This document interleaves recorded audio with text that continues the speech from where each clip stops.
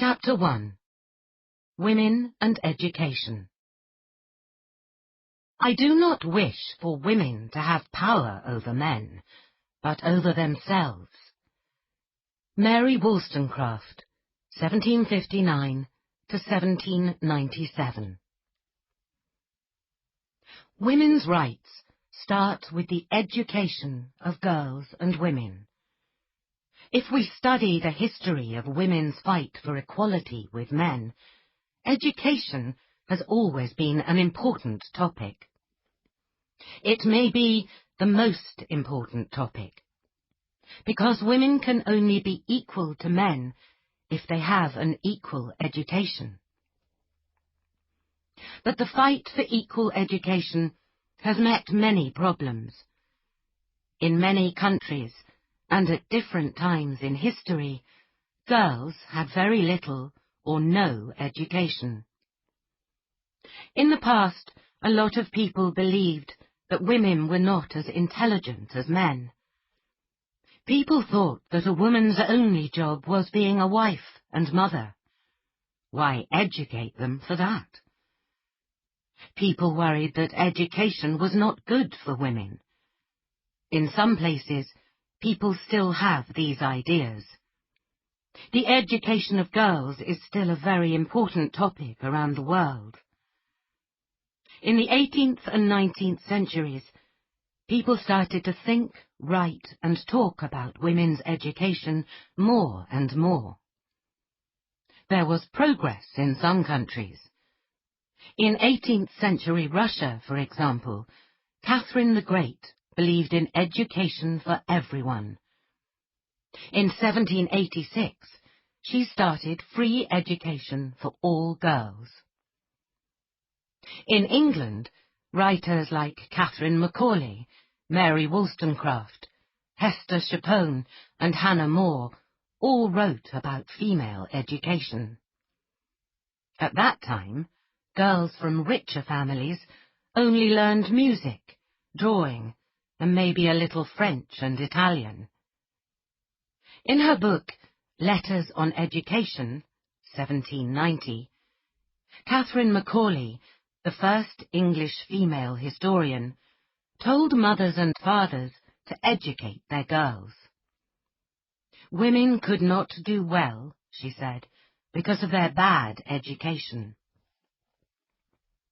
One of the most important people of this time was Mary Wollstonecraft. She was an English thinker and writer who wrote about education and social equality for women. Her books have been very important for women's rights, and they are still important today. Mary was born in London in 1759. Her family were not rich, but they educated her. She taught at a school and also worked as a private teacher. She taught children in someone's house. She then wrote Thoughts on the Education of Daughters in 1787. In 1788, she began working for a London book publisher who published her novel, Mary, a Fiction, 1788, and some of her other books. Her most famous book is A Vindication of the Rights of Woman, 1792. In it, she writes that men and women must have equal education. Boys and girls, she wrote, must go to school together. A Vindication of the Rights of Woman is very important in the history of women's rights. Schools do not help girls and women, wrote Mary. With real education, she said, women could be good wives and mothers, but also good workers in many jobs. Her ideas were very new at the time. Other women wrote about better female education, but Mary's work was really important. She believed that education in Britain had to change. This kind of change could be good for all society. Mary was writing about women and the vote, 100 years before women started fighting for it. Today, Mary Wollstonecraft is called the mother of British feminism. Any woman who has the vote and can read and write can say thank you to Mary Wollstonecraft. In 2011, a group of people wanted to get money for a statue of Mary in London, so they put a picture of her on the Houses of Parliament. We have a lot of statues of famous men. Let's have a statue of this famous woman, they said. In 2018, more people in politics and theatre joined the group to ask for a statue of Mary Wollstonecraft. The fight that Mary Wollstonecraft started in the late 18th century is still not finished. Since then, many women have fought for female education. Women like Margaret Bancroft and Jane Addams in the United States of America, USA, and Maria Montessori in Italy. In many places in the world, girls and women are still fighting for an equal education.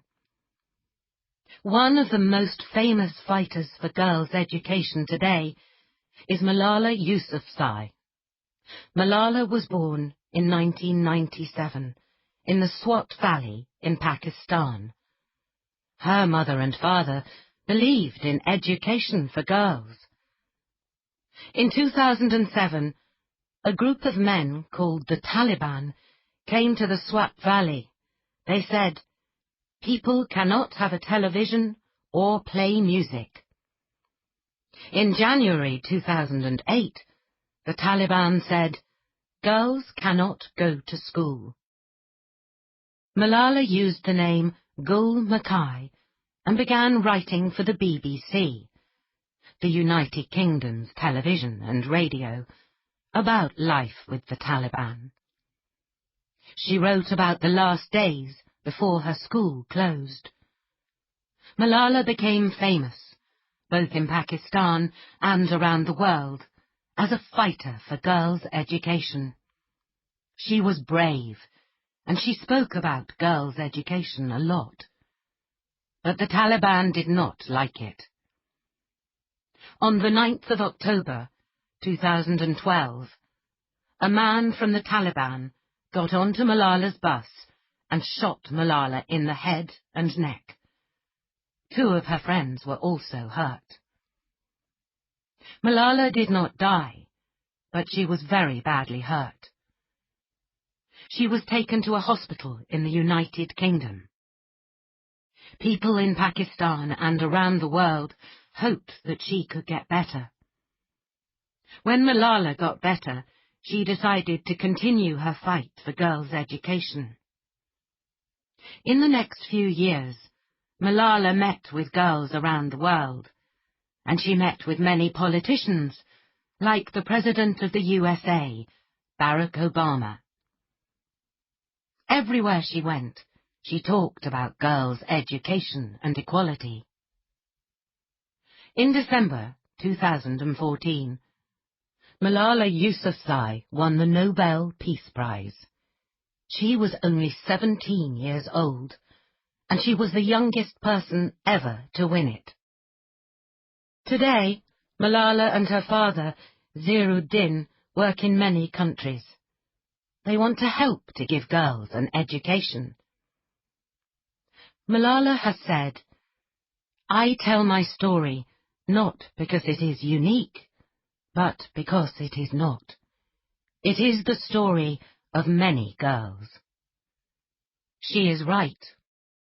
130 million girls in the world do not go to school, and 15 million girls of primary school age will never go into a classroom. This is because of things like war, or because girls have to get married when they are very young. In some countries, children have to work to get money for their family. The education of girls is still an important problem for countries around the world. Educated women have better health and they work more, says the World Bank. They also do not have as many children, and they marry later. Countries where girls are educated are richer too.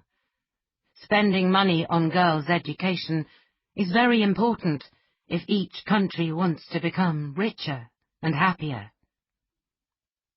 As Malala has said, one child, one teacher, one book, one pen can change the world. Chapter 2. Women and Human Rights. What are human rights? Having human rights means that we are all equal in society. We are born with our human rights. They are the same for every person. Examples of human rights are the right to vote, the right to think and speak freely, and the right to free education. Human rights mean that people are not put into prison because they do not agree with the government, and that people are not hurt when they are in prison. It does not matter what gender or race you are, or how rich you are. You have the same rights. Human rights are a very important part of democracy. There have been many women who have fought for human rights in different countries. In the USA, a lot of black women have fought for freedom. One of the early fighters was Harriet Tubman, 1820 to 1913. Harriet was born a slave in Maryland. This means that she and her family were not free. When she was 12 years old, she was working in the fields. She could not read or write, but she was very intelligent. From a young age, Harriet knew that she wanted to be free. She also knew that she had to help other slaves to find freedom. At this time, there were slaves in the south of the USA, but not in the north. In 1849, Harriet ran away to find freedom in the north. But she did not stay there. She went back to the south and helped to free other slaves. First, she helped her family, and then she helped others. She was very brave. She often spoke about the freedom of the slaves and women's rights. She started schools for free slaves because she knew that education was important. Later, she also fought for the vote for women. Harriet Tubman led the way for another famous fighter for human rights, Rosa Parks. Rosa Parks was born in Alabama in 1913. She is famous because she did not stand up. When Rosa was a young woman, in many places in the USA, black people, who were called coloreds at that time, and white people could not sit together.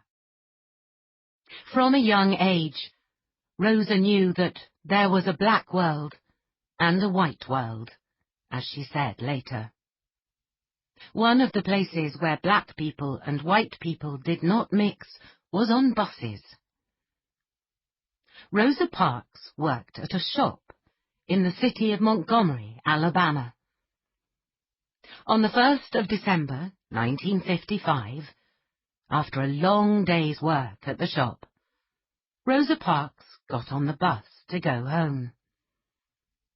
She sat in a seat for colored people. In those days, there was a line on the floor of the bus. White people sat in the front of the line, and black people had to sit behind it. This meant that when a black person caught the bus, they had to get on at the front of the bus to pay. Then they had to get off and get on the bus again at the back door. On this day in December, the bus began to fill with white people. After a short time, the bus was full, and the driver noticed that some white people were standing up. The driver stopped the bus and asked 4 black people to stand up. This meant that the white people could sit down. 3 of the black people on Rosa's bus stood up, but Rosa did not. She continued sitting. The driver asked, "Why don't you stand up?" Rosa replied, "I don't think I should have to stand up." The driver called the police, and Rosa was arrested.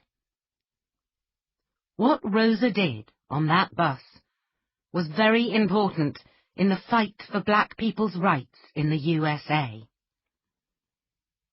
Today, there are still many women fighting for human rights in different parts of the world. In Iran, there is Shirin Ibadi. Shirin was born in the city of Hamadan, Iran, in 1947. In 1969, she got a degree in law from the University of Tehran. She later got a PhD, a higher degree in law, and she became Iran's first woman judge. In 1975, she became the first president of the Tehran City Court. Later, Iran's government stopped women from becoming judges. Shirin lost her job as the president of the City Court, and she had to work as a secretary. For years, Shirin Ibadi fought to work in law. In 1993, she was able to be a lawyer again. She helped many people in prison, and she stopped them from getting hurt by the prison workers. In 2003, Shirin was given the Nobel Peace Prize for her work in democracy and human rights, and for fighting for the rights of women and children. The Nobel Committee said she was a brave person who never worried that she was in danger. Now she travels around the world speaking about human rights. Riga Berta is also an important woman, who fought for the rights of indigenous people in her country.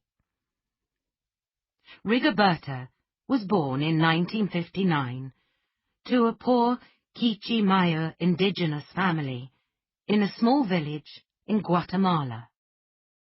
When she was young, she helped with the family's farm work. Sometimes she worked in the mountains where her family lived. Sometimes she went with other children and adults to pick coffee on big farms near the Pacific Sea. But she went to school too. After leaving school, Riga Berta worked against human rights crimes by Guatemalan soldiers from 1960 to 1996, during a war in the country. In 1979 and 1980, her brother, Petrochinio, and her mother, Juana, were killed by Guatemalan soldiers. Her father, Vicente, died in the 1980 burning of the Spanish embassy. In 1984, her brother Victor was also killed by soldiers. In 1981, Riga Berta ran away from Guatemala because living there was dangerous for her. She went to live in Mexico. In 1995, she married Angel Canil, a Guatemalan. They have a son, Mash Nahuel Ja.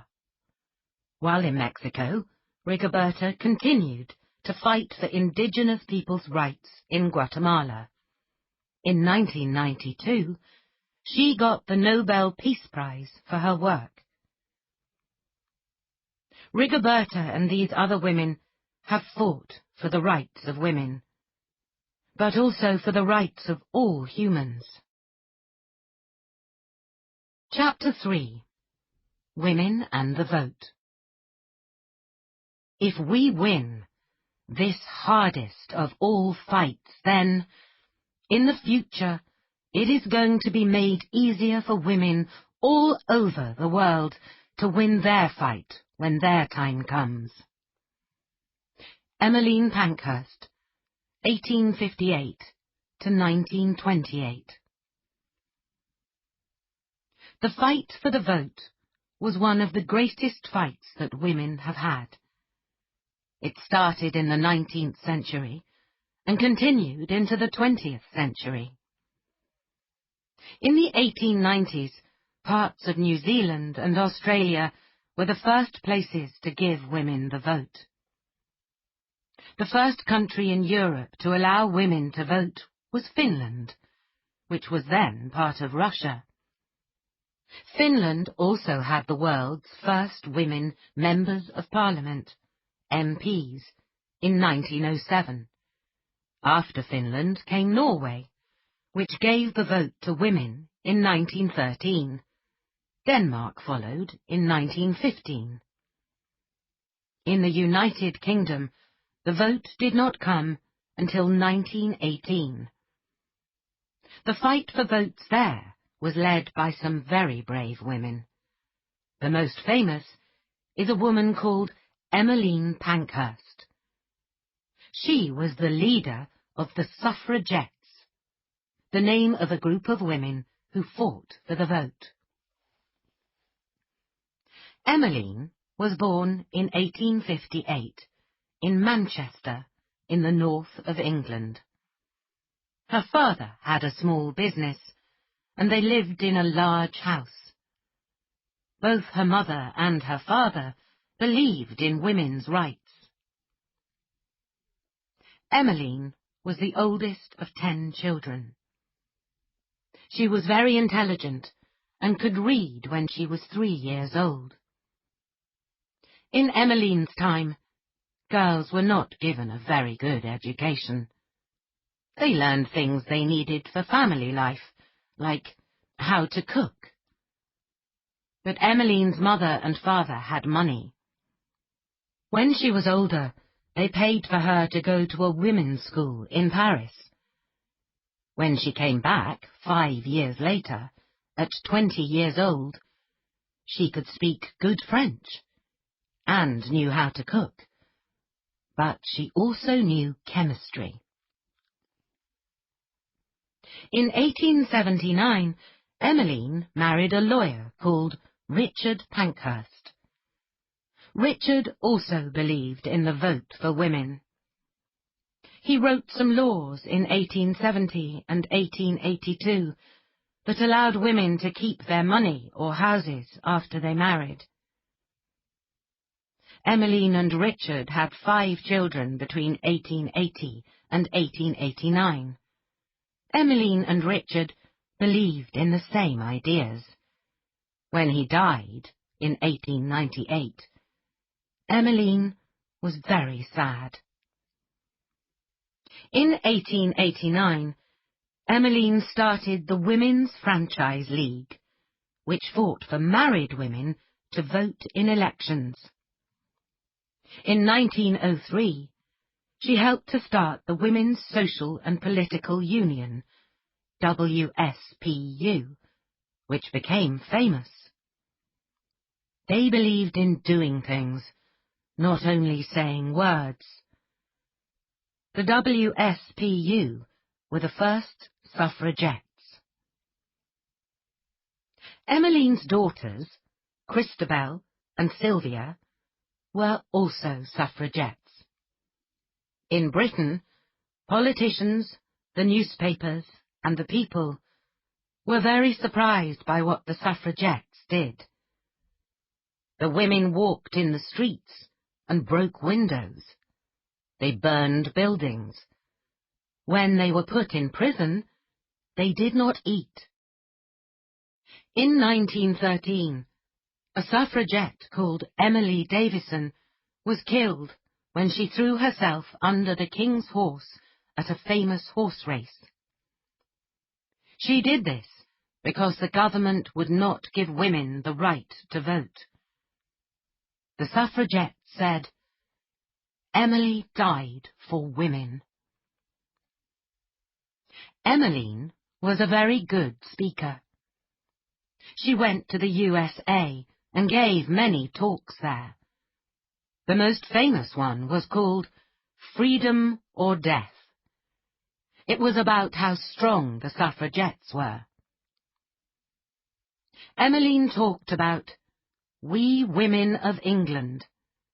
She said, "The men who are against us have to choose between giving us freedom or giving us death." Some people did not like what the suffragettes were doing, but Emmeline and the other women knew that they had to do something.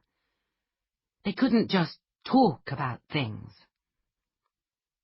Emmeline, like many of the suffragettes, was put in prison many times. From 1908 to 1909, she was in prison 3 times. From 1912 to 1913, she was in prison 12 times. She was very brave, and she knew that women had to win this fight. She even stopped eating. Sometimes the police forced her to eat, which was very painful. Sometimes the suffragettes almost died from not eating, but still they continued to fight. At times, the suffragettes also chained themselves outside 10 Downing Street, where the British Prime Minister lives, shouting, "Votes for women!" There were also some men who fought for a woman's right to vote. 2 examples were Members of Parliament Keir Hardie and George Lansbury, who both agreed with the suffragettes. Winston Churchill, who later became Prime Minister, started his career against the vote for women. But later, he agreed with it. Maybe this was because his wife, Clementine, agreed with it. In 1918, women over 30 got the vote after many years of fighting. Emmeline died on the 14th of June, 1928, at the age of 69. On the 2nd of July, 1928, women were given equal voting rights with men. They could vote at the age of 21. Emmeline did not live to see it. In 1999, Time magazine called Emmeline Pankhurst one of the 100 most important people of the 20th century. They wrote that she changed society very much. What about today? In the 20th century, women in many countries fought for the vote and got it. Little by little, women have got the vote in almost every country in the world. Years that the vote was given to all women in a selection of countries. 1893, New Zealand.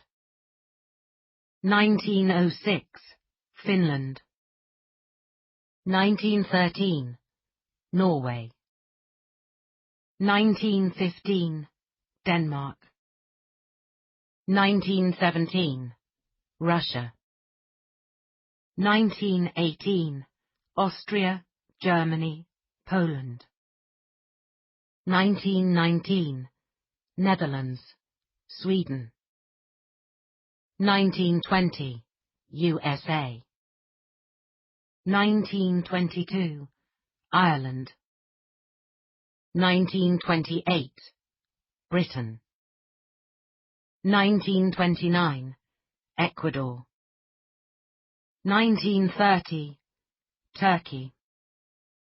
1931, Spain. 1944, France. 1945, Italy. 1947, Argentina. 1949, China. 1950, India. 1953, Mexico. 1954, Colombia. 1957, Malaysia, Zimbabwe. 1960, Canada. Some women were given the vote in 1918, but Asian and indigenous women were excluded from voting at that time. 1962, Algeria. 1962, Australia. Some women were given the vote in 1902, but indigenous women were excluded from voting until 1962. 1963, Iran, Morocco. 1964, Libya. 1971, Switzerland. 1974, Jordan. 1976, Portugal. 1989, Namibia. 1990, Samoa.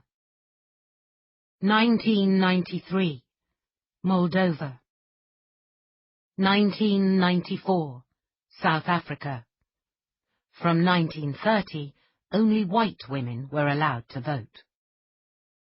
1994, Kazakhstan.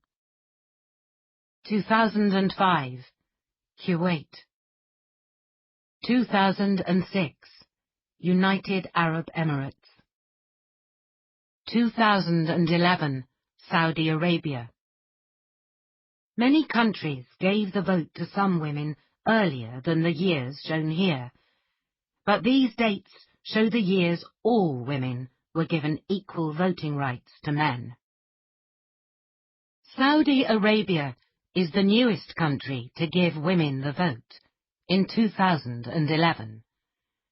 In 2015, women there voted for the first time in town and city elections. Hatun al-Fassi was one of the first Saudi Arabian women to vote.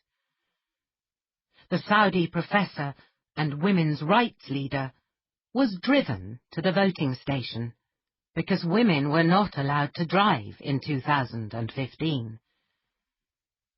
She voted in an almost empty building, which was for women only. "It feels great," she said as she came out, with a very big smile. "This is a very important moment. I thank God that I am living it." She fought for that day for more than 10 years. This was progress for Hatun al-Fassi and for Saudi Arabian women, but still only 10% of Saudi's voters in the 2015 elections were women. In Saudi Arabia and some other countries, like Pakistan, it is difficult for women to go out to vote. But from June 2018, women in Saudi Arabia were allowed to drive themselves. This may mean that higher numbers of women will vote in the future. Women have made a lot of progress in the last 100 years. In most countries, they can now vote. This is thanks to brave women like Emmeline Pankhurst and Hatun al-Fassi, who fought so hard and won. Chapter 4. Women and Feminism. When we use the word feminism, We are talking about a number of political and social movements and ideas that have one goal. That goal is to achieve equality between all people. All over the world, feminist movements have fought, and are still fighting, for women's right to vote. These movements are also fighting for women's right to work, to earn equal pay, and to own property. They are fighting for women to get an education, and for women to have equal rights when they get married. Feminists have also worked hard to stop sexual assault and other crimes against women at work and at home. Feminism is not new. It has a long history in the West and in other parts of the world. The history of modern feminism comes in 4 waves or movements. Each wave looked at different parts of the same problem.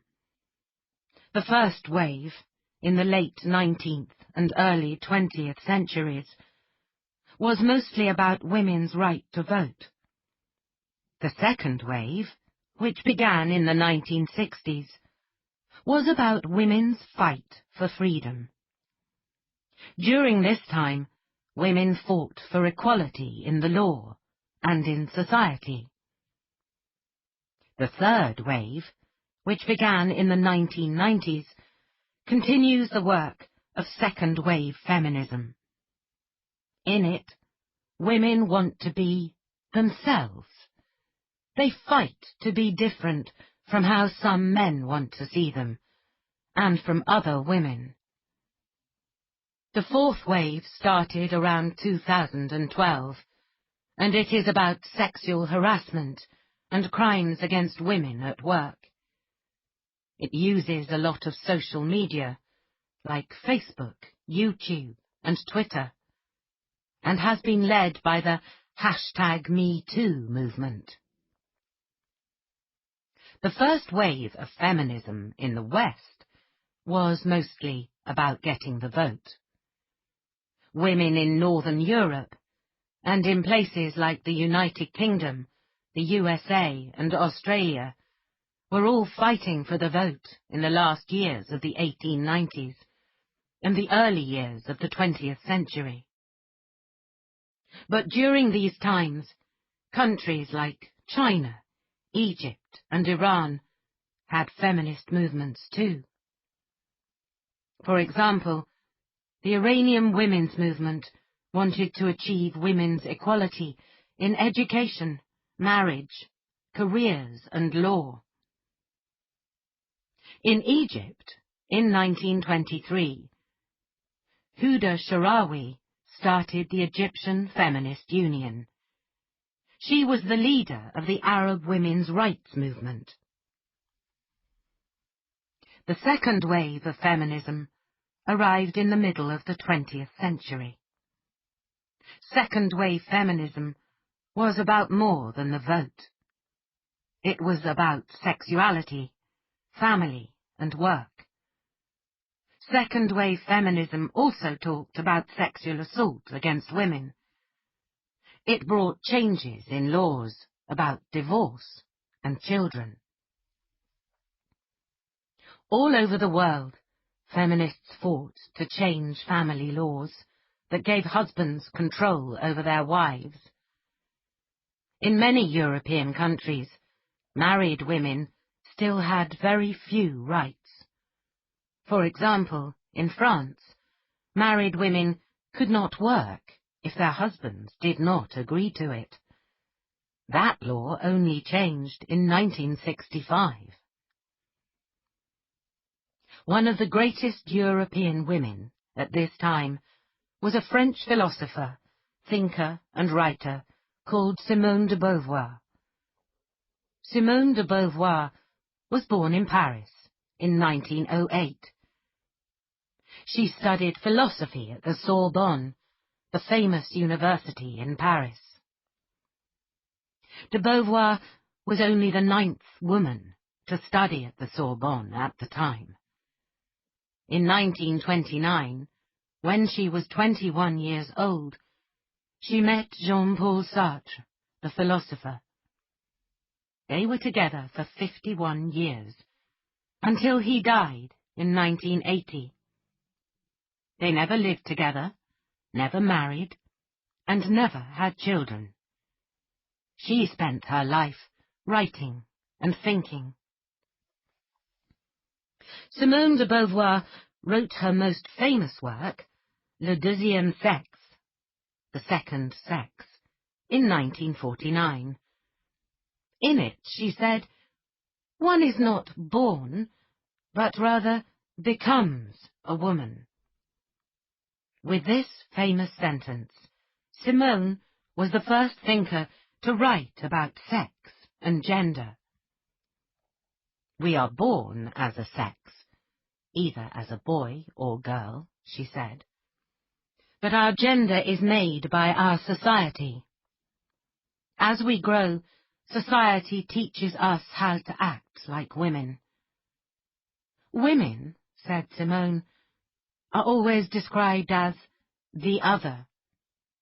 She means that women do not act like men, and because of this, men believe that women are not as important as them.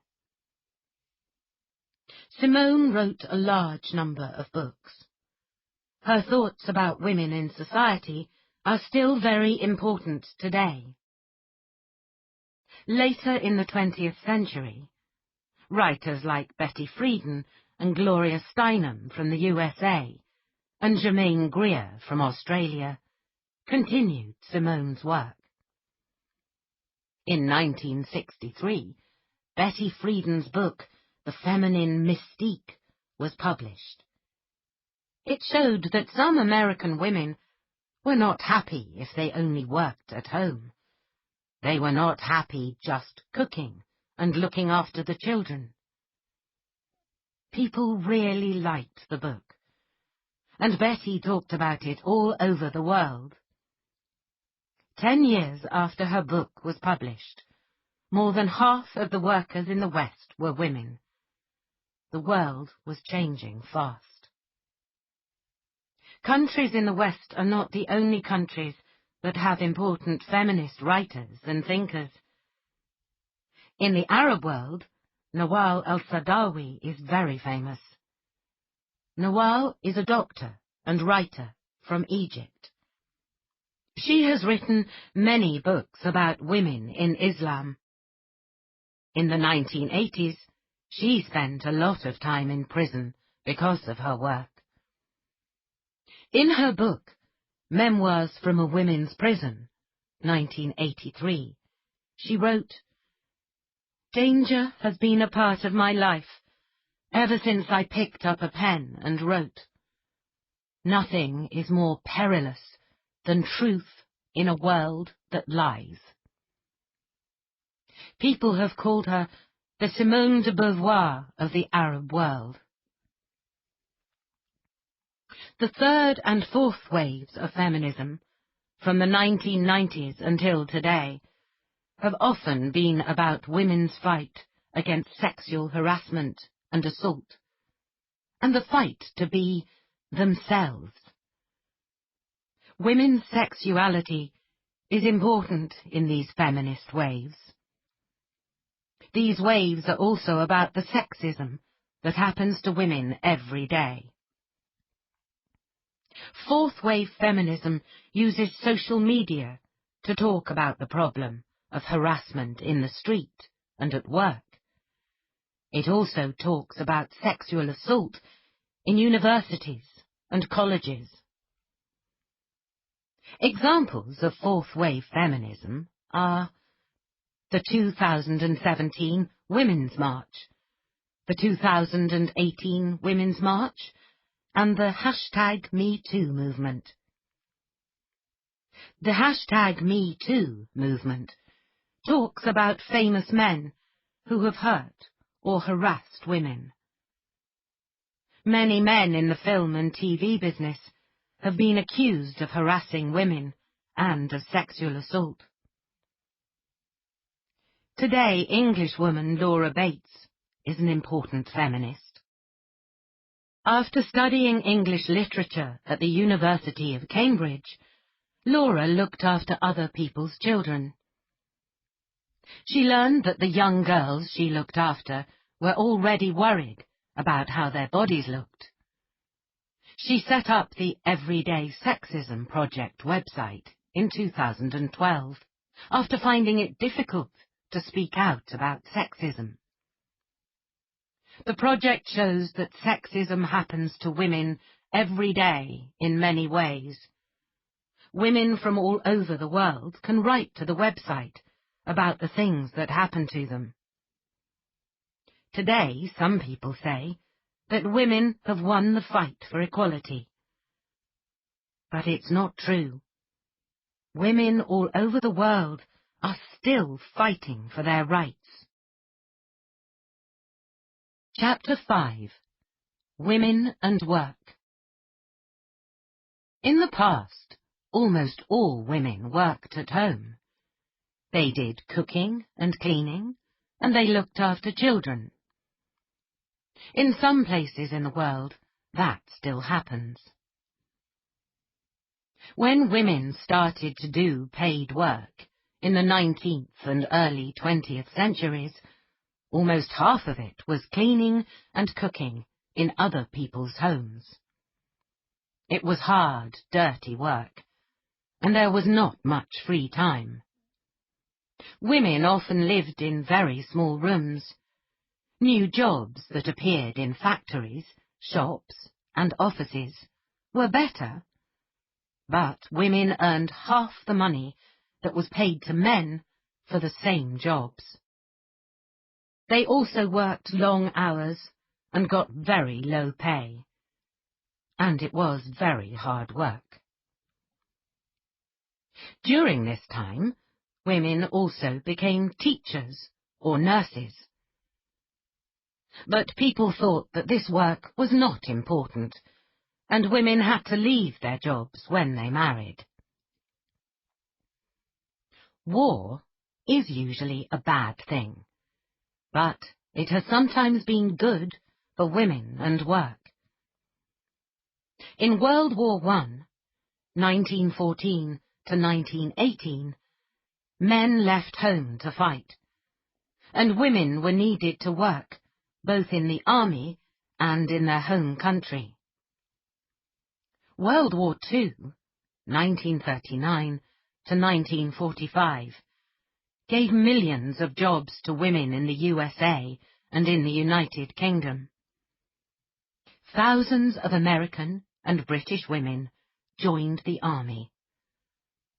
Although almost none of them carried a gun, they did men's jobs and got the same pay. At the same time, millions of men left their jobs to fight the war in Europe and other places. This meant that women had to go out to work, because they needed to feed their children. After the war ended and the men came home, more than 2 million women lost their jobs. In the USA and the United Kingdom, women had to return home. Newspapers and magazines told women to keep a nice, clean home while their husbands were at work. They showed the home as a woman's place. There were still jobs for women, but they were usually in shops or for secretaries. However, the number of women working outside the home was still higher than before. This was because a lot of men did not come home from the war, so women had to work to look after their families. In the 1950s, many countries in the West became quite rich. Factories were making lots of new things, and this meant there were new jobs for women. In the 1950s and 1960s, the number of women who worked outside the home went up again. In the 1970s, women began to go to colleges and universities to study. More women were going to college and wanted to go out to work. This was a change from women in the past, who only worked a little because they got married and had children. In the West, doctors could help women to choose how many children they had. Families became smaller. Today, the number of women at work continues to go up. In 2014, in Canada, for example, over 47% of workers were women. Today, in many countries, women need to go out to work to help their families. They are also going into men's jobs. These days there are women pilots, judges, and astronauts. Women are now working in large numbers, and they are also becoming leaders in business and politics. One of these leaders is Sheryl Sandberg, who is the Chief Operating Officer, COO, of Facebook. Sheryl was born in Washington, D.C., and she got an MBA from Harvard Business School. She worked for Google before becoming the first woman COO at Facebook. In 2012, she was named in the Time 100, a list of the 100 most important people in the world. In 2013, Sheryl wrote her first book, Lean In: Women, Work, and the Will to Lead. Lean In is a book to help women to achieve their career goals. It is also for men who want to make a more equal society.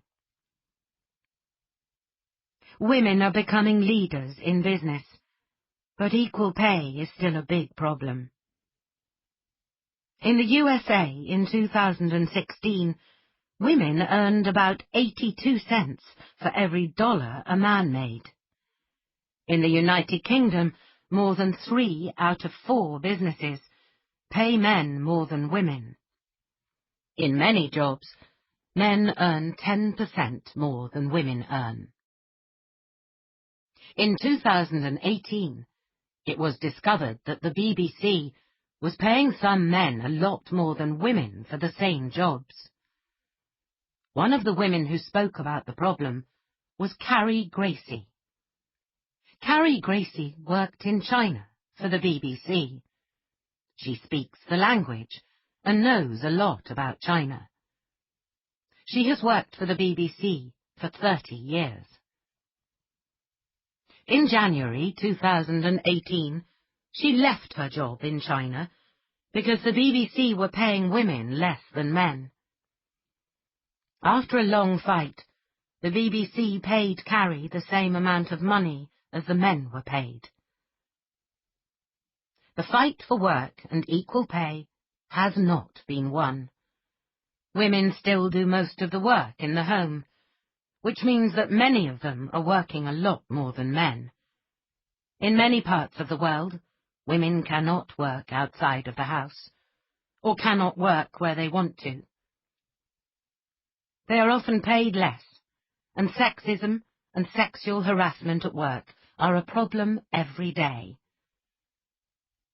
Women are 50% of the world's people, and when they cannot work, it is a big problem for the world.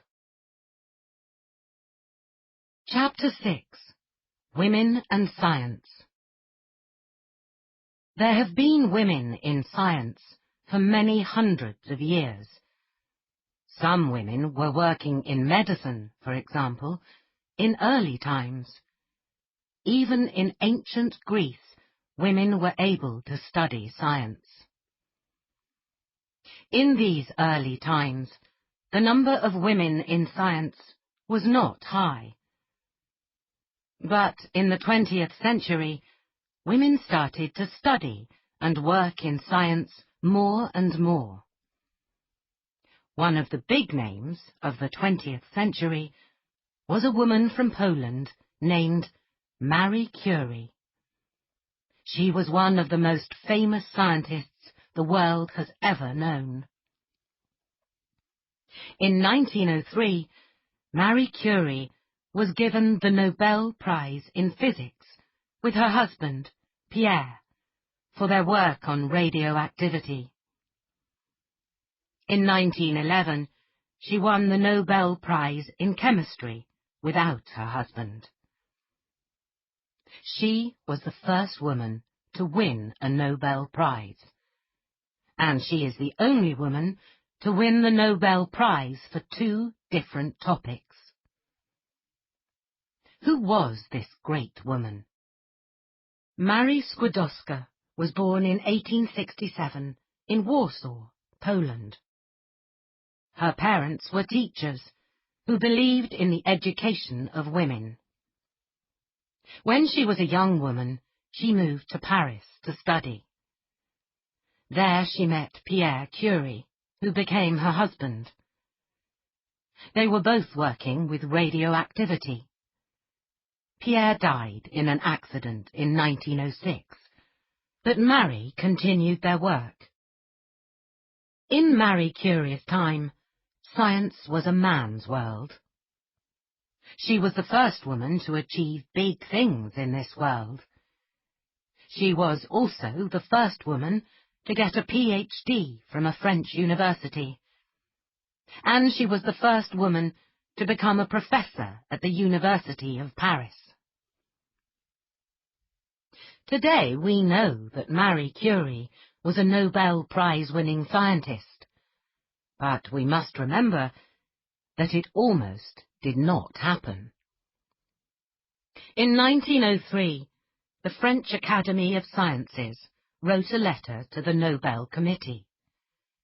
They wanted Pierre Curie and another man to win the Nobel Prize in Physics. Marie Curie's name was not there. Then a Swedish professor of mathematics called Gösta Mittag-Leffler, who was on the Nobel Committee, wrote a letter to Pierre Curie. Marie Curie worked on the research too, didn't she? He asked. So Pierre wrote back to the Nobel Committee. He and Marie had to be thought about together. For our research on radioactive bodies, he wrote. That is why the Nobel Prize was given to both Pierre and Marie. Marie Curie's work was very important. She had important ideas about radioactivity and discovered polonium, P-O, and radium, R-A. Polonium was named after her country, Poland. She opened the Curie Institutes in Paris and in Warsaw. They are still important places to study medicine today. The Curie's work helped to make X-rays, which are very important in medicine today. During World War I, Marie helped to put X-ray machines in ambulances, which Marie herself drove to the places where they were needed. She worked for the International Red Cross and taught doctors how to use X-rays. Marie was very good at this important and dangerous work. But men scientists in France gave Marie a lot of problems, and she never got enough money for her work. At the end of the 1920s, Marie became very ill because of her work, and she died in 1934. Later, in the 20th century, there were more women in science, and some of them did very important work. However, they did not win any Nobel Prizes. For example, Lise Meitner, 1878 to 1968, was an Austrian-Swedish scientist who worked on radioactivity and physics. Lise and Otto Hahn led the small group of scientists who first split the atom. Their work was published in 1939. Lise was very famous late in her life, But she was not given the 1944 Nobel Prize in Chemistry. That was given to Otto Hahn. Since then, many scientists and journalists have asked why Lisa did not get the Nobel Prize. Was it because she was a woman? Another woman who did not get a Nobel Prize is Rosalind Franklin. She was a British scientist who was born in 1920. Rosalind Franklin was very intelligent, and she knew when she was 15 that she wanted to be a scientist. Her father did not want her to be a scientist, because it was difficult for women, and he told her to study something different. But Rosalind did not listen, and she went to study science at the University of Cambridge. Rosalind is most famous for her work on DNA while at King's College, London. Her work helped other scientists discover how DNA is made. James Watson, Francis Crick, and Maurice Wilkins got the Nobel Prize for this work in 1962. Rosalind died in 1958. Because the Nobel Prize can only be shared between 3 living scientists, Rosalind's work was not spoken about when the prize was given to James, Francis, and Maurice. Many people believe that Rosalind, like Lisa Meitner, did not get the Nobel Prize because she was a woman. Since those days, a lot of female scientists have won the Nobel Prize. Women like Barbara McClintock, Rita Levi-Montalcini, and Gertrude B. Elion. Now more and more women are entering science. Tu Youyou is a Chinese chemist who won the Nobel Prize in 2015. She is most famous for discovering a medicine for malaria, which has saved millions of lives. Today, still only 30% of the world's scientists are women, but the numbers are getting higher. Now there is a group of young women scientists who are doing wonderful things. American Emily Levesque is one of them. Emily is an astronomer, a scientist who studies the stars in the sky. Her work helps us to understand our world. She also teaches at the University of Washington, and she gives talks about her work. She loves answering questions from people who are not astronomers. More and more women are now going into science because of female scientists like Marie Curie, Rosalind Franklin, and Emily Levesque. Chapter 7. Women and Politics. We know that in many countries, women started to get the vote in the first years of the 20th century. Their next step was to enter politics and become politicians. In the 20th century, women made some progress in this fight. In the United Kingdom, the first woman to become a Member of Parliament was Nancy Astor in 1919. Astor was born in Virginia, USA, in 1879. There were 8 children in her family, and when Nancy was young, they were very poor. Later, Nancy's father made a lot of money in business, and the children were able to get an education. As a child, Nancy loved reading, and she was very intelligent. In the 1890s, Nancy met Robert Gould Shaw. They married in New York City in 1897 and had a son, Robert, a year later. But Nancy and her husband were not happy, and they divorced in 1903. 2 years later, Nancy moved to England with her son and her sister, Phyllis. In England, she became famous as an intelligent and beautiful American woman. In 1906, she married Waldorf Astor, who was also a politician. Nancy became the first woman to sit in the House of Commons on the 1st of December, 1919. In Parliament, she talked about women's rights. She was also very interested in children's health and education. When Nancy became an MP, women could only vote at the age of 30. Nancy wanted women of 21 years old to vote. In 1928, women got the vote at 21. Nancy was very strong, and she always said what she thought. She did many things that women were not able to do before, like being an MP. She wanted to help other people. She said to the BBC, "I wanted the world to get better, and I knew it could not get better if it was going to be ruled by men." Nancy was an MP until 1945.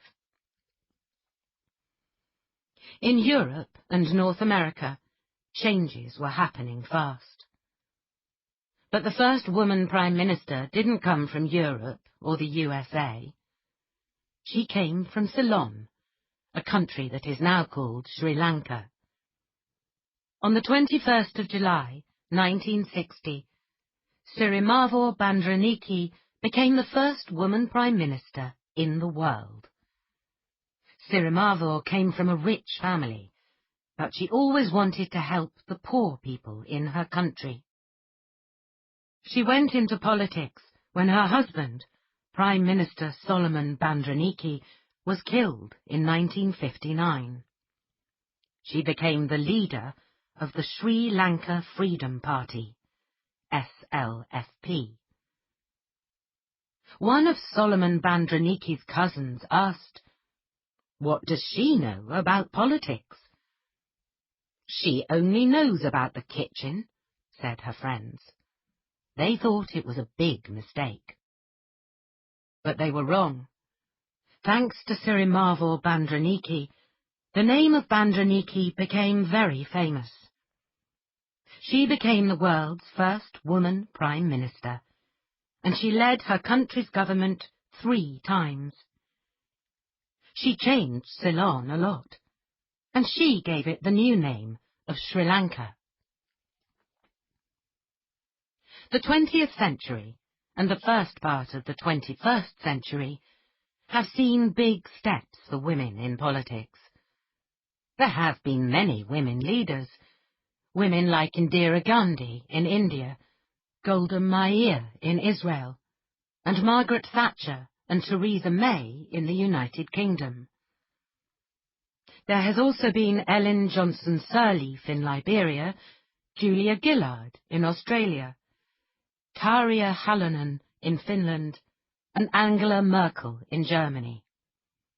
These are a few of the women who have led or are leading their countries as prime ministers or presidents. In 2018, a woman was president or prime minister in 16 countries. In 2016, the USA almost had its first woman president with Hillary Clinton. Hillary was the First Lady of the United States from 1993 to 2001, because her husband, Bill Clinton, was president. Then she was U.S. Senator for New York from 2001 to 2009, and U.S. Secretary of State from 2009 to 2013, when Barack Obama was president. In 2016, the Democratic Party chose her to take part in the election of President of the USA. She won the popular vote, which means that more of the Americans who voted for her, but she was not elected. Hillary is a lawyer, and in her career she has worked hard for the rights of women and of families. In a talk in 1995, she said, "Human rights are women's rights, and women's rights are human rights." She said that a country cannot be great if its women are not free. She spoke about the rights of women in the world. In countries where women do well, she said, everyone does well. Hillary Clinton is an example of a woman who has achieved a lot in politics. And there are others. But in many countries, it is still hard for women to enter into politics. Often women have to choose between having a family and having a career. Also, politics has always been a career for men. And when women become politicians, some people say bad things to them. Women still have a lot to do in politics. In 2018, for example, there were 650 MPs in the United Kingdom Parliament. Only 208 of them were women. That is 32%. And that is the highest number of women MPs in British history. This was 100 years after some women first got the vote, and almost 100 years after Nancy Astor entered Parliament. Usually in the world, the number of women in a country's parliament is 23%. But the numbers change a lot in different countries. For example, there are not many women in the Parliament of Sri Lanka. In 2017, 4 of the countries with the highest number of women in their parliaments were in Central and South America. They were Bolivia, Cuba, Nicaragua, and Mexico. In 2017, Rwanda had more female MPs than any other country. There are more and more women prime ministers and presidents in the world, and they are also becoming younger. In 2017, Jacinda Ardern became the Prime Minister of New Zealand when she was 37 years old. She is the world's youngest female Prime Minister, and the 4th youngest woman or man Prime Minister. She had a baby in 2018, and was only the 2nd Prime Minister to have a baby while she was in the job. The other woman was Benazir Bhutto, Prime Minister of Pakistan, who had her baby in 1990. Jacinda Ardern has said, "I hope that one day this will not be interesting anymore." She wants it to be normal for women to be in politics and to be mothers. Half of the people who live in the world are women. Many people hope that, in the future, 50% of the world's governments will be women. Chapter 8. Women and Flight. In 1903, Orville and Wilbur Wright flew the first aeroplane. Just 5 years later, in 1908, women pilots started flying. One of the first women to fly was a young woman called Amelia Earhart. She flew aeroplanes, and she was a writer. Earhart was the first woman to fly alone across the Atlantic Ocean. Amelia Earhart was born in Kansas, USA. She saw her first aeroplane at the age of 10. She did not like it. "It looked not at all interesting," she said. 10 years later, she went with a friend to watch some pilots flying aeroplanes. A pilot saw them, and he flew his aeroplane down at them. Amelia was afraid, but she did not move. As the plane went by, she felt very excited. "I did not understand it at the time," she said later, "but I believe that little red aeroplane said something to me as it went by." In 1920, a pilot took her up in an aeroplane, and that changed her life. She said later, "When I was 200 or 300 feet off the ground, I knew I had to fly." In 1921, Amelia had lots of different jobs. She was a photographer and a lorry driver. She saved $1,000 for flying lessons. Later that year, she bought her first aeroplane. It was called the Canary. The next year, she flew to 14,000 feet, higher than any other woman before.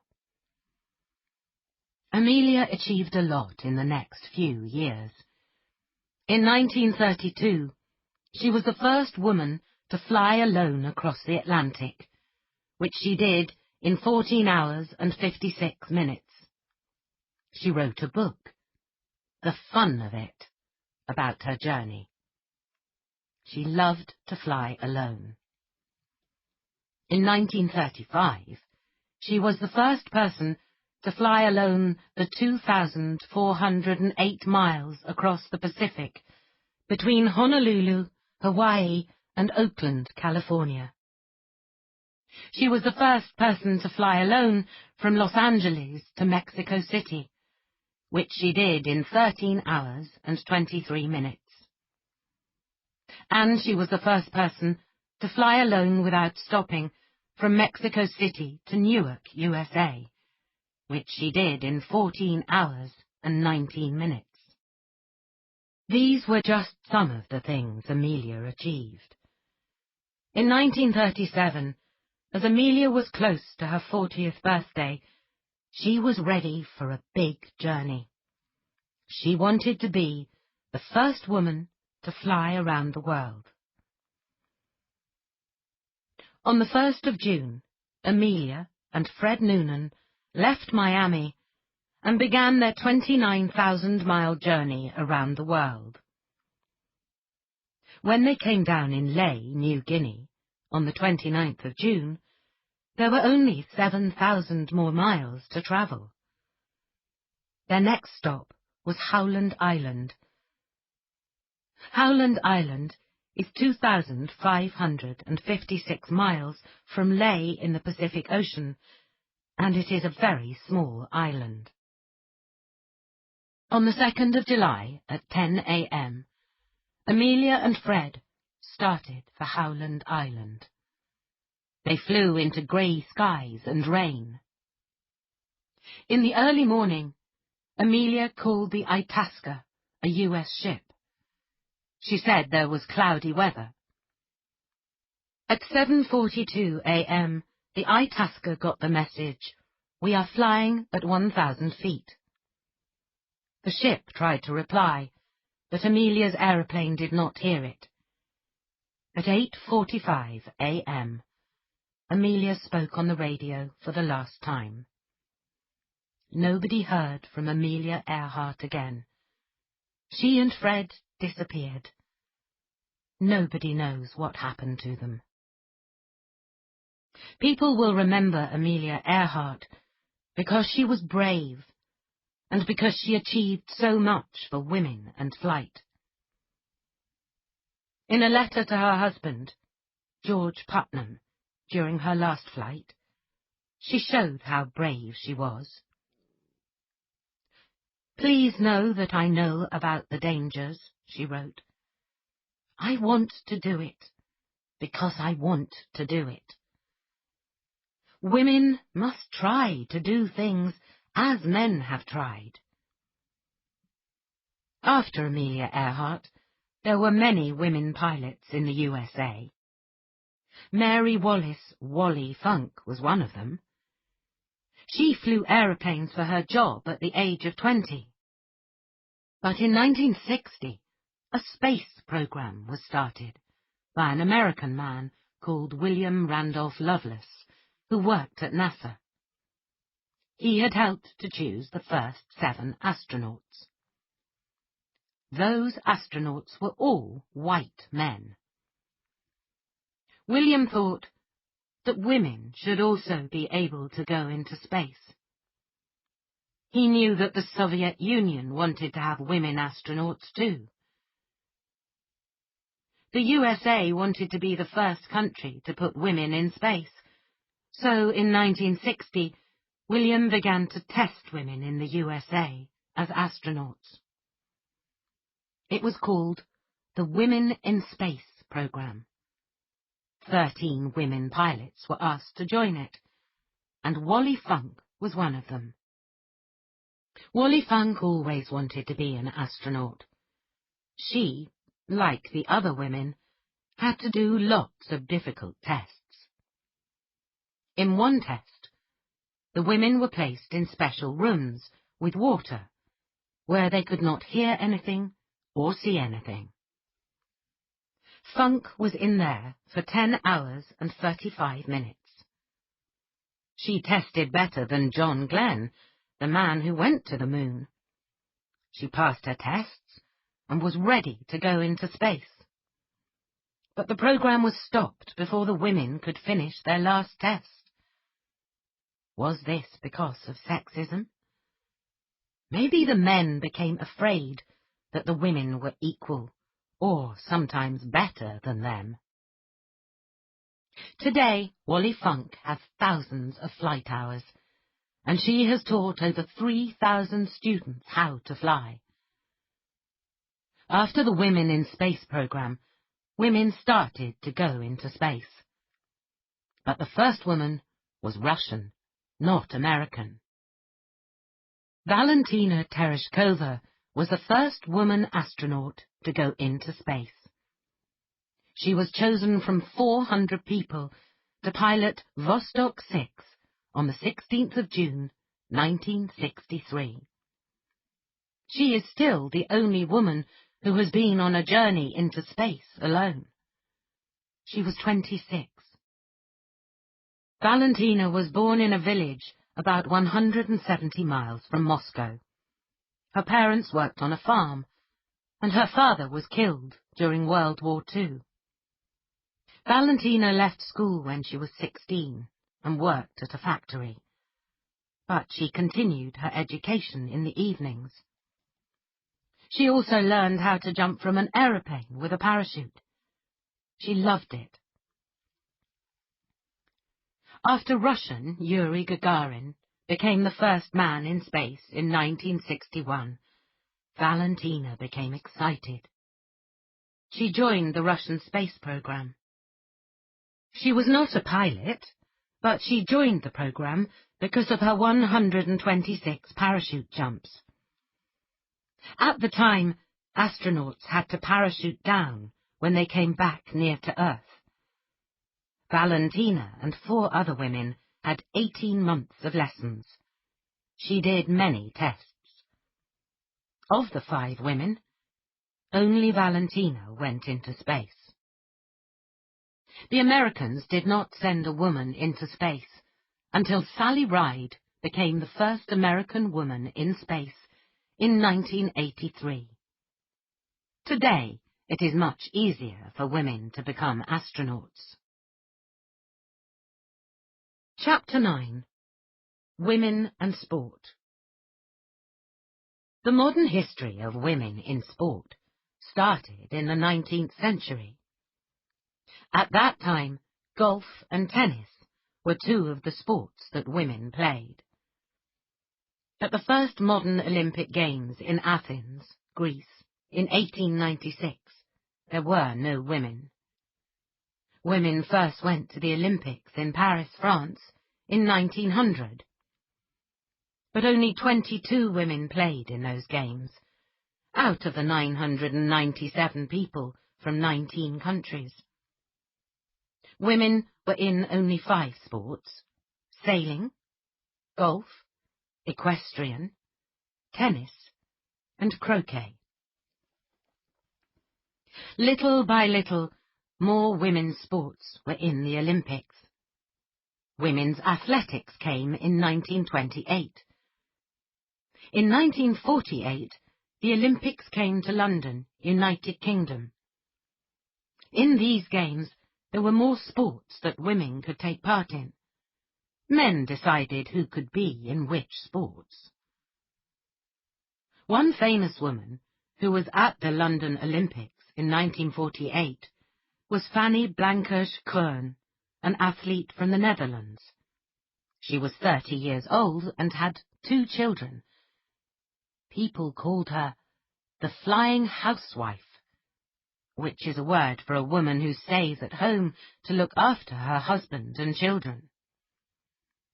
Fanny was the top female athlete at the London Olympic Games because she got the most medals.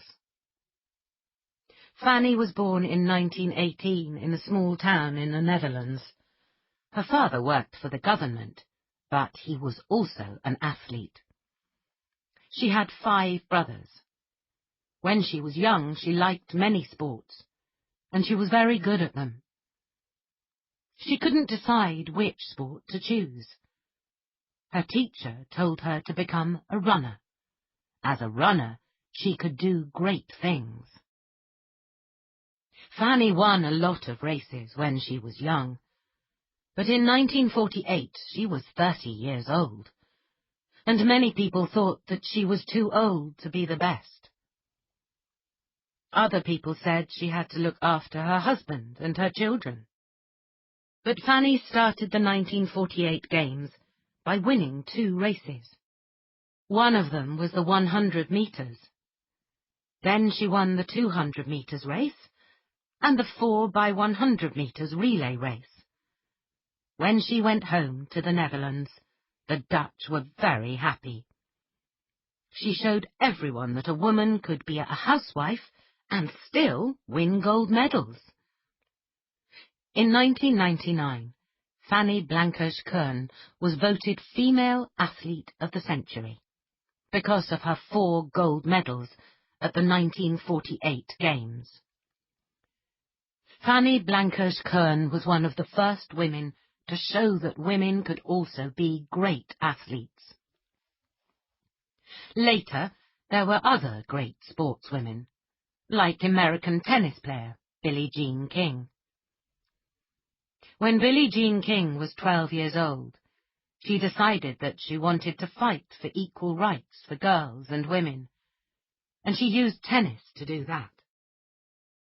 Billie Jean King was born in 1943 in Long Beach, California, USA.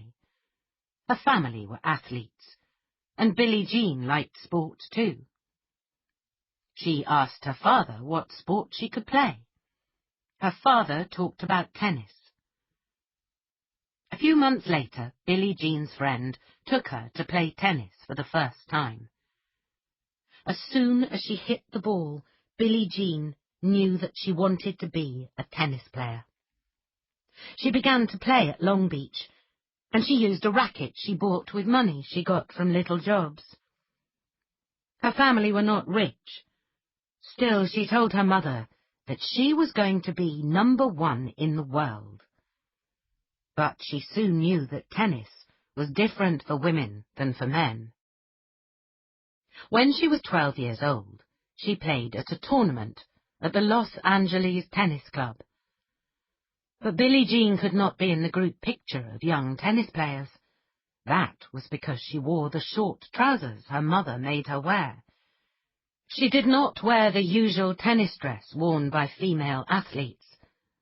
This taught her that being a tennis player was more difficult for girls. When she got older, Billie Jean began winning big tennis tournaments. And in 1966, she achieved her dream. She was number 1 in the world in women's tennis.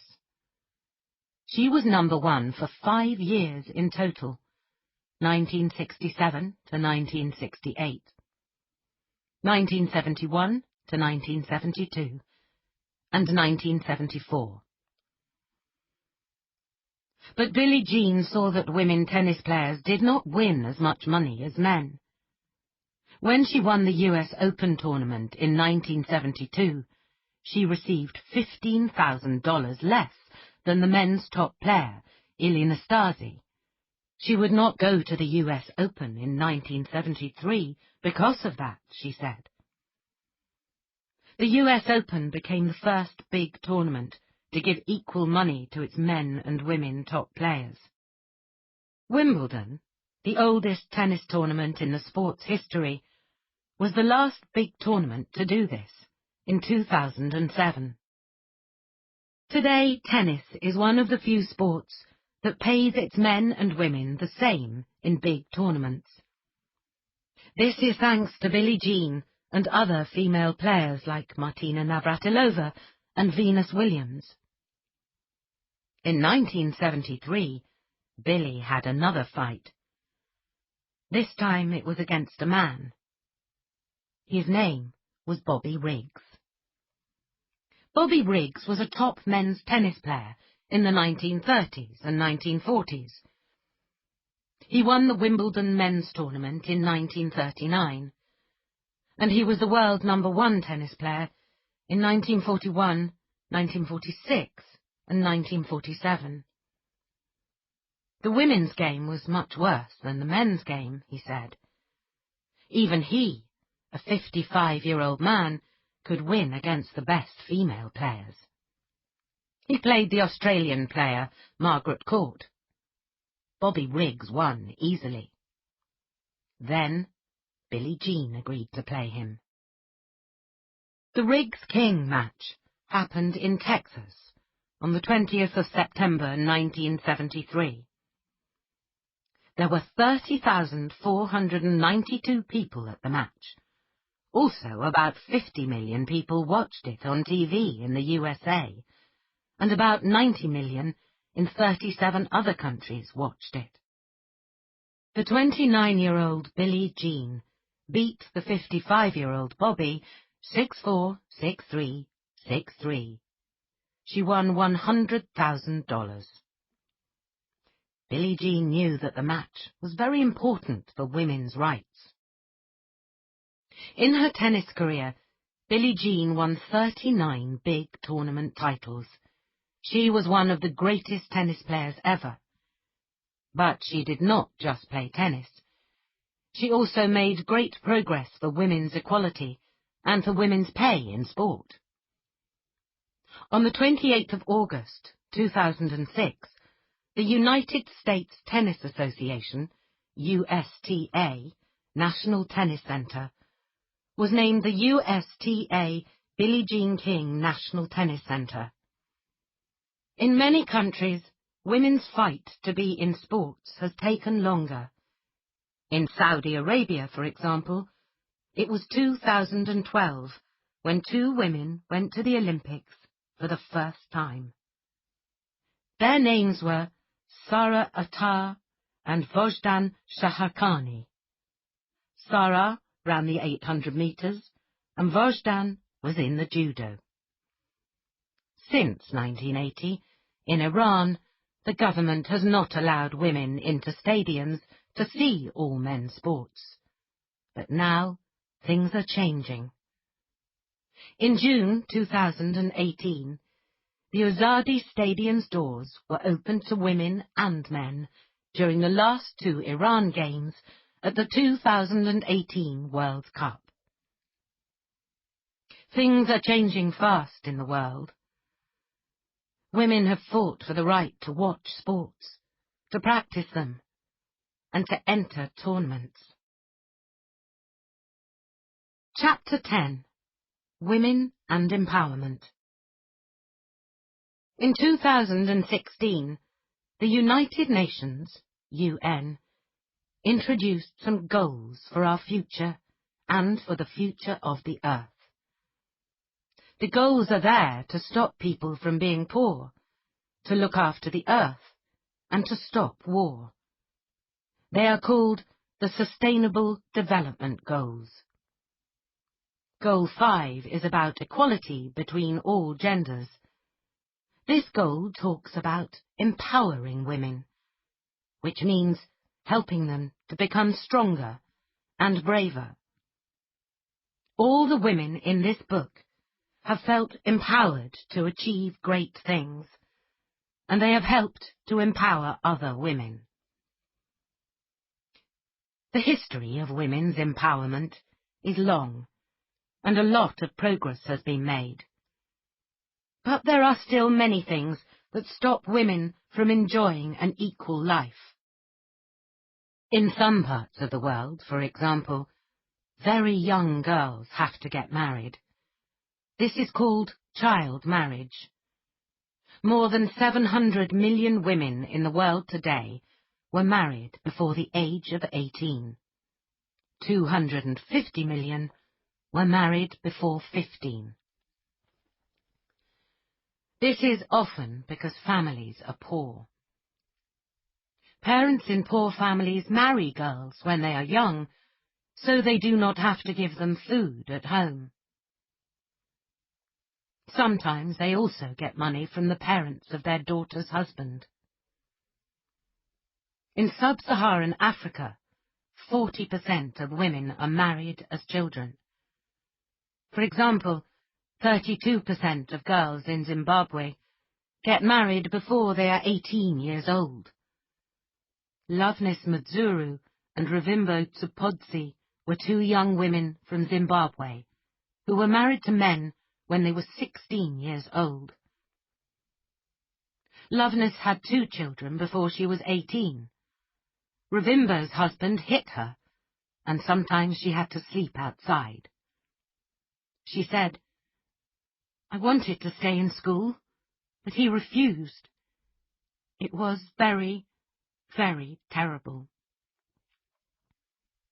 Loveness and Revimbo decided that they had to do something about child marriage. They took the government of Zimbabwe to court. The law was bad, they said. The lowest age for boys to marry was 18, but the lowest age for girls was 16. On the 20th of January 2016, after many months of thinking and talking, the court changed the law. Now the lowest age to get married in Zimbabwe is 18, and it's the same for boys and girls. The 2 young women were very brave, and they were empowered. They helped to make a big change in their country. Progress is coming slowly to other countries. In Guatemala and Malawi, for example, the lowest age for marriage is now higher. Nepal and Zambia are working on laws that help girls. But the big problem in any country is changing the way people think about child marriage, and that takes time. One of the biggest stories of women's empowerment has come with the hashtag #MeToo movement, which started in 2017. Hashtag #MeToo is a movement against sexual harassment and assault. Hashtag #MeToo was used a lot from October 2017 on social media to show that there is a lot of sexual assault and harassment of women everywhere in the world. At the same time, famous men in the film business, like Harvey Weinstein, were accused of harassing and assaulting women, and men in TV and politics have also been accused of these crimes. In 2018, a very famous man in American TV, Bill Cosby, was convicted of sexual assault and was sent to prison for 3 to 10 years. The words "Me Too" were first used by an American woman called Tarana Burke in 2006. They were used again by actor Alyssa Milano in 2017. Alyssa told women to write about sexism and harassment on social media to show how big the problem was, That night, social media became very busy, as #MeToo started everywhere in the world. At the end of that day, there were movements in many languages, like Arabic, Farsi, French, Hindi, and Spanish. Today, women in many different countries are using #MeToo every day to tell people about the assault and harassment they get. They are asking for change. Many famous women said, "Me too." Hollywood actors like Gwyneth Paltrow, Ashley Judd, Jennifer Lawrence, and Uma Thurman have all said it. Because of this, everyone learned that there is a lot of sexual assault in the film business. More than 300 women from Hollywood got together and started a group called Time's Up. They asked for money for women who have been sexually assaulted. 17,700,000 women say that they have been sexually harassed or assaulted since 1998. Time magazine gave the Person of the Year for 2017 to the brave women who spoke about the problem of sexual harassment and assault. In many countries, it is very difficult for women to talk about sexual assault. Many women became brave because they saw other brave women in the #MeToo movement. They chose to speak after other women spoke out. In Japan, for example, the #MeToo movement started small, but it is getting bigger. BuzzFeed Japan, which is a news website, has started a #MeToo page with stories about the movement in Japan. Today, the #MeToo movement is very big everywhere. Women have started really talking about sexual harassment, which is a big problem in their lives. In the 21st century, women are stronger and braver than ever. They still need to make progress. But thanks to the women in this book and others, women are now much more equal in society than they have ever been before.